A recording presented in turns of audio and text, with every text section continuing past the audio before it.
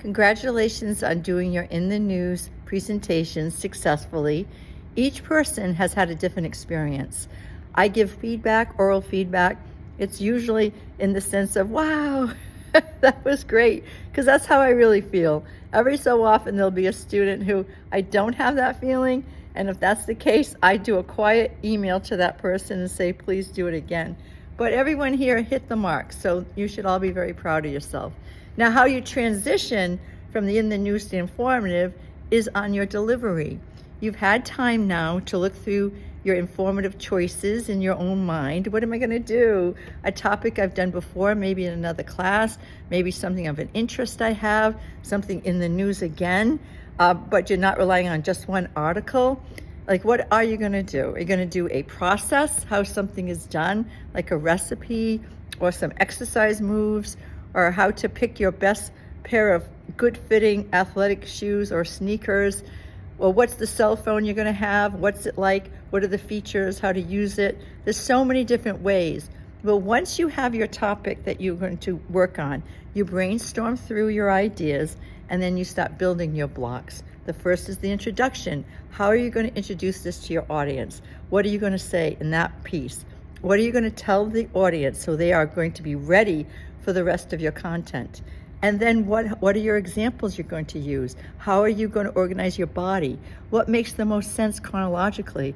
Some of these speeches will just flow out of you, and you write that down. And then how are you going to conclude? You may leave with your opinion again.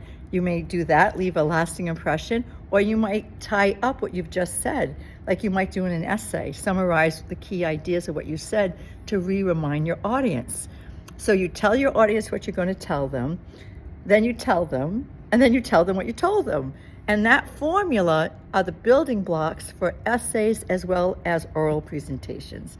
I know this week I said it was prep time for your informative.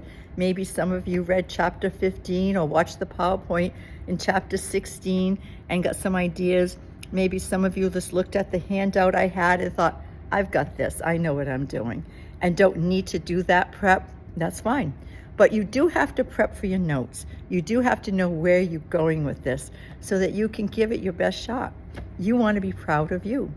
The rest of your time during the week should really be spent immersing yourself in your fellow peers' presentations. I can see how many students have opened up what presentations, and I'm not doing this as a detective, but because it's online now, we can see that that video was opened up 3 times or 6 times. Some videos are opened quite a bit. Maybe it's by the person who developed them, I don't know, but I like to see activity. The more videos, the more student presentations you watch, the more you really are immersed in the heart of the class. If this class were face-to-face, you would be sitting in a room. Doesn't mean you're always listening though, but you would be bathed by one speech after another. And during that time, not only are you appreciating your peers' contributions, but you're watching their style. What did they choose to do? Did they use any visual aids? What examples did they use? How did they begin? What was their posture like? What was their eye contact like? How did the sound of their voice? Were they a very slow person when they delivered, very methodical and sure and steady? Or were they a little quicker? Were they too quick? That was always the critique of me. I'm too quick. So I try to breathe in, breathe out. I try not to wear out my audience. But listening to your peers' presentations is going to take another hour to 2 hours of your time, but it's time well worth it. It really is. Because, it's just like watching a baseball game, and you're watching the batters going up, and finally you're in the stands and say, can I get in there, coach? I want to do that. It really does inspire you to do that. So that's why it's so important to know that we work as a team and as a group. And what you do as an individual week to week is up to you. I'm not really checking up on you individually, but as a whole, I'd say about 1/3 of the class is participating in listening to other people's presentations. And maybe because you think you don't have to, because you only have to do 3 peer critiques, and that's true, but it's really a way of you feeling like you're getting into this course and getting into what, like I say, the heart of the course, which is each other, and really learning by example, and then you create your own contribution.